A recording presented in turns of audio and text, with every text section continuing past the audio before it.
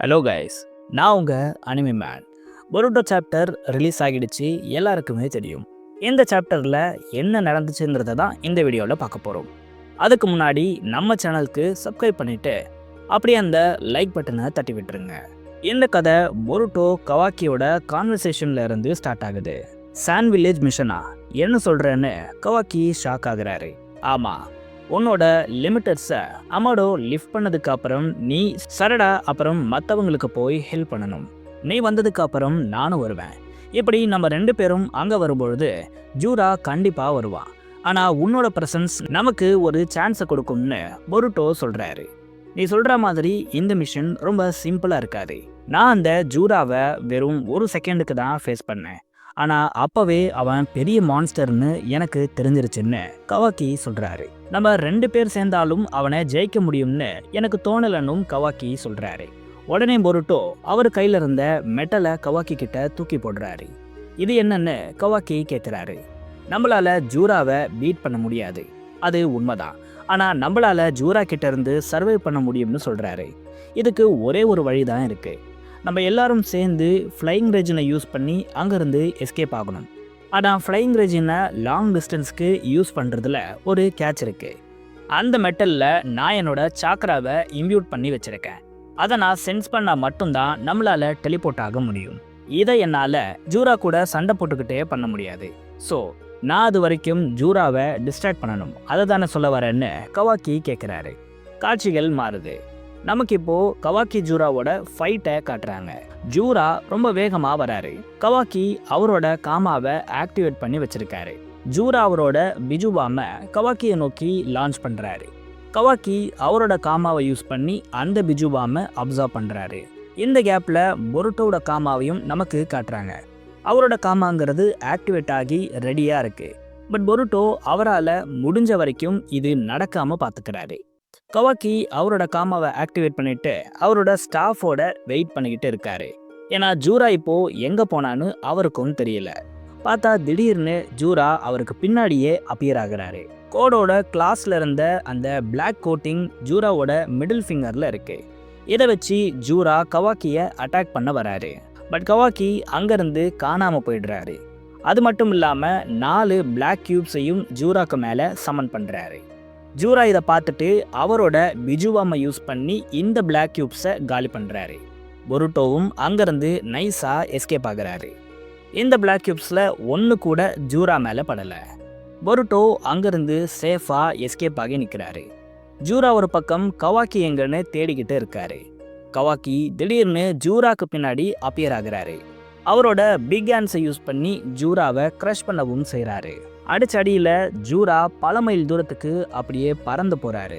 உடனே ஜூரா அவரோட அந்த மிடில் ஃபிங்கர் யூஸ் பண்ணி கவாக்கி அட்டாக் பண்ண வராரு. பட் கவாக்கி அவரோட ஸ்டாஃபை யூஸ் பண்ணி ஜூராவை தடுக்கிறாரு. அது மட்டும் இல்லாமல் அடுத்தடுத்து அவரோட ஸ்டாஃபை யூஸ் பண்ணி ஜூராவை அட்டாக் பண்ண பார்க்குறாரு. பட் ஜூராவும் கவாக்கிக்கு ஈடு கொடுத்து சண்டை போடுறாரு. அவரோட மிடில் ஃபிங்கரை வச்சு எல்லாத்தையும் பிளாக் பண்ணுறாரு. ஒரு கட்டத்துக்கு மேலே கவாக்கி கடுப்பாகி அவரோட ஸ்டாஃபை யூஸ் பண்ணி ஜூராவோட கையை முதல்ல அட்டாக் பண்ணுறாரு. இப்போ அவரால் கவாக்கியோட ஸ்டாஃப் அட்டாக்ஸை தடுக்க முடியாது. உடனே கவாக்கி அவரோட ஸ்டாஃப் எடுத்து ஜூராவை ஸ்டாப் பண்ணுறாரு. இப்போது கவாக்கியோடைய காமா க்ளோ ஆகிறத நமக்கு காட்டுறாங்க. அப்போ தான் கவாக்கி அவரோட காமா பிளாஸ்ட்டை இந்த ஸ்டாஃப் மூலமாக யூஸ் பண்ணுறாரு. இந்த ஒரு பிளாஸ்ட்டுங்கிறது ரொம்பவே பவர்ஃபுல்லாக இருக்குது. ஏன்னா ஜூராவையே இது அப்படியே காலி பண்ணுது. அவரோட பாதி உடம்ப அப்படியே பிச்சுக்கிட்டு போயிடுச்சு. அந்த அளவுக்கு இந்த ஒரு காமா பிளாஸ்ட்டுக்கு பவர்ஸ் இருக்கிறதா இந்த சாப்டரில் நமக்கு கன்ஃபார்ம் பண்ணுறாங்க. அந்த ஒரு தடவையோடு நிறுத்தாமல் கவாக்கி அடுத்தடுத்து ஜூராவை பிளாஸ்ட் பண்ணுறாரு. அவ்வளோ அடியை வாங்கிட்டு ஜூரா அப்படியே பறக்கிறாரு. கவாக்கி அவரோட பிக் ஹேண்ட்ஸை யூஸ் பண்ணி ஜூராவை பிடிச்சி மறுபடியும் வீசி எறிகிறாரு. கவாக்கி எரிஞ்ச ஃபோர்ஸில் ஜூரா பல இடத்த அப்படியே உடச்சிக்கிட்டு பறந்து போகிறாரு. இதை பொருட்டோ தூரத்துல இருந்து பார்த்துக்கிட்டு இருக்காரு. சேம் டைமில் அவரோட காமாவும் ஆக்டிவேட் ஆகிட்டே இருக்கு. அப்போ அவரோட கையை பிடிச்சி அவரை கொஞ்சம் கொஞ்சமாக நார்மல் ஆக்கிக்கிறாரு. இந்த காமாங்கிறது ஆக்டிவேட் ஆகிடக்கூடாதுன்னு பொருட்டோ ரொம்ப கேர்ஃபுல்லாக இருக்காரு. அதுக்கேற்ற மாதிரி அவரோட காமாவும் கொஞ்சம் கொஞ்சமாக டல்லாகிறத இங்கே காட்டுறாங்க. கவாக்கி இப்படி ஜூராவை பறக்க விட்டதுக்கு அப்புறம் பொறுமையாக நடந்து வராரு. ஜூரா செம்ம அடி வாங்கிட்டு அங்க பாறைகள்ல சிக்கிக்கிட்டு இருக்காரு. கவாக்கி ஜூராவை உத்து பார்க்குற மாதிரி காட்டுறாங்க. அவரோட கண்கள் மூலமா அமனோவும் சுமிரேவும் என்ன நடக்குதுன்னு அப்படியே பார்த்துக்கிட்டு இருக்காங்க. ஜூராவோட இந்த எக்ஸ்ட்ராடினரி எபிலிட்டிஸையும் பவர்ஸையும் பார்த்து சுமிரே ரொம்பவே ஷாக் ஆகுறாங்க. அதை விட அவங்கள ஷாக் ஆக்கின விஷயம் கவாக்கி தான். கவாக்கி இவ்வளோ பவர்ஃபுல்லான மான்ஸ்டர் கூட ஈடு கொடுத்து சண்டை போடுறது சுமிரேக்கு ரொம்ப பெரிய ஷாக்கா இருக்கு. ஒருவேளை கவாக்கியால ஜூராவை பீட் பண்ணிட முடியுமோன்னு சுமிரே சொல்ல வராங்க. ஆனா அமடோ அதுக்கு வாய்ப்பே இல்லைன்னு சொல்றாரு. ஜூரா அடி வாங்கிட்டு படுத்திருக்கிறத நமக்கு காட்டுறாங்க. அவரோட அந்த போர்ட்டல் எபிலிட்டிஸை யூஸ் பண்ணி அவர் உடம்புக்குள்ள இருந்து ஒரு புக் மாதிரியான ஒரு விஷயத்தை எடுக்கிறாரு. உசுமாக்கி கவாக்கி, நான் நினச்ச மாதிரியே நீ ரொம்ப பவர்ஃபுல்லாக மாறிட்ட. ஆனால் முன்னாடி நீ இவ்வளோ பவர்ஃபுல்லாக மாறல. இந்த ஷார்ட் டைமில் எப்படி உன்னால் இவ்வளோ பவர்ஃபுல்லாக மாற முடிஞ்சதுன்னு ஜூரா கவாக்கியை பார்த்து கேட்குறாரு. எனக்கு இன்னொரு விஷயமும் புரியல. இந்த மாதிரி நீ மட்டும் பண்ணலை, ஹீமாவாரி உசுமாக்கியும் இதே மாதிரியான ஒரு விஷயத்தை தான் பண்ணா. சடனாக அவள் டிரான்ஸ்ஃபார்ம் ஆகி ஒரு பயங்கரமான பவரை எனக்கு காட்டினா. ஆனால் அந்த ஒரு பவருங்கிறது அவளோடது இல்லைன்னு எனக்கு தோணிக்கிட்டே இருந்துச்சு. ஒருவேளை யாமானாக்கா ஈனோஜினோட சாக்ரிஃபைஸ் அவளை இந்த மாதிரி ட்ரிகர் பண்ணியிருக்கலாம். அப்புறம் உச்சியா சரடா, அவளும் ரொம்பவே அன்எக்ஸ்பெக்டட் டைமில் ஒரு பவர்ஸை அவேக் பண்ணா. அந்த ஒரு பவர்ஸுங்கிறது ரியூவையே ஈஸியாக காலி பண்ணிடுச்சுன்னு ஜூரா சொல்கிறாரு.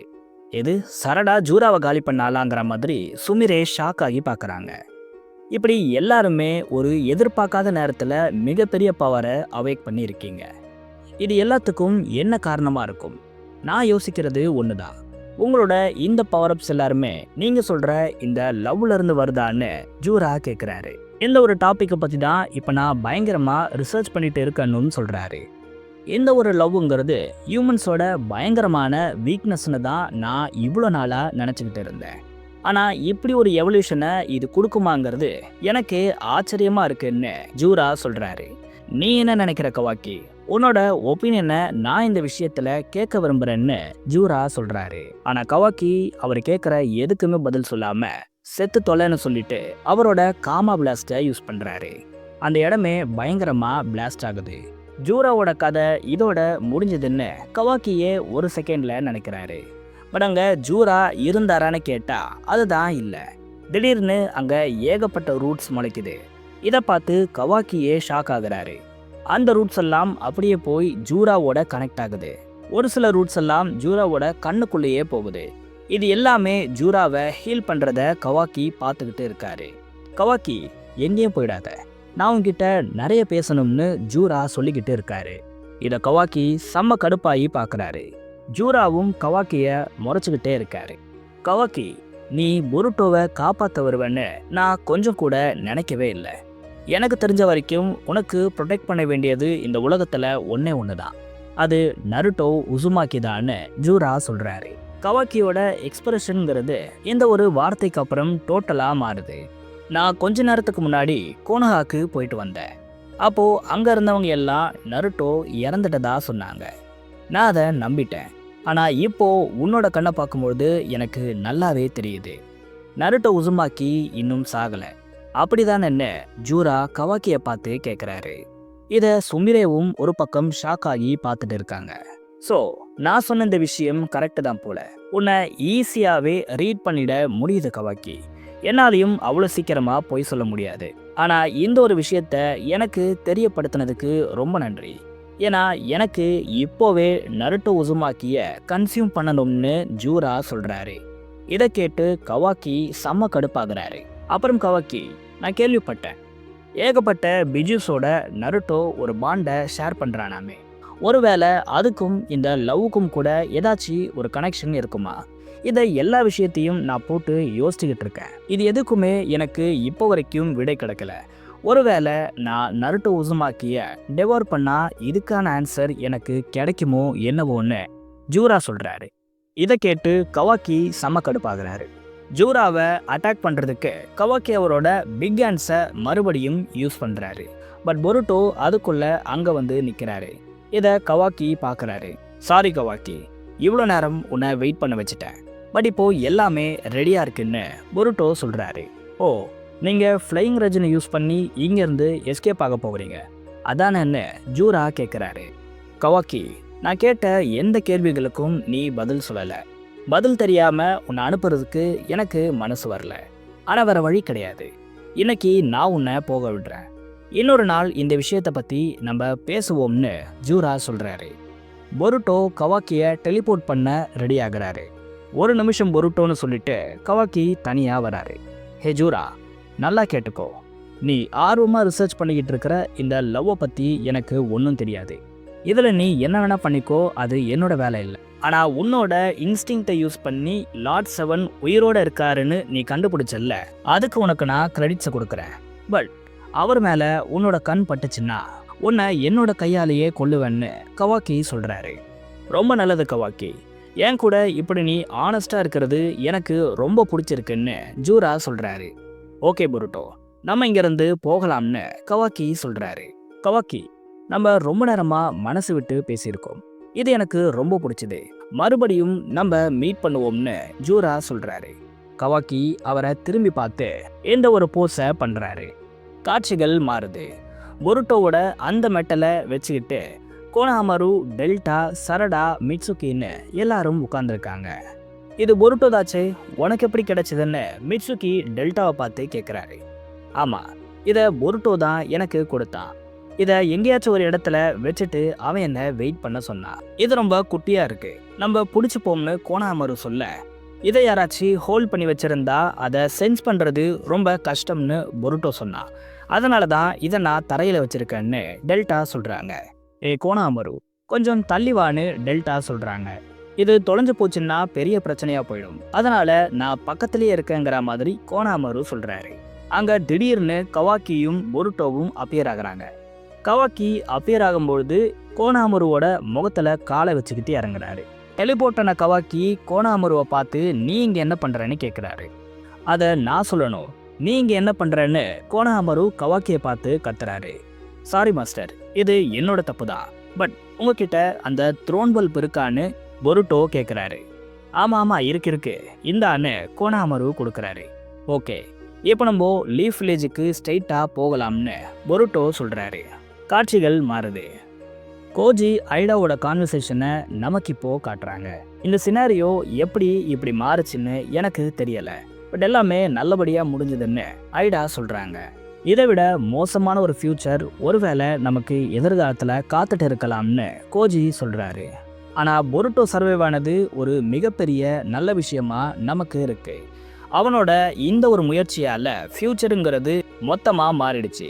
இப்போதைக்கு நம்ம சேஃபாக இருக்கோம்னு கோஜி சொல்கிறாரு. நல்ல விஷயம் தானே, அப்புறம் இன்னும் சோகமாக இருக்கேன்னு ஐடா கோஜியை பார்த்து கேட்குறாங்க.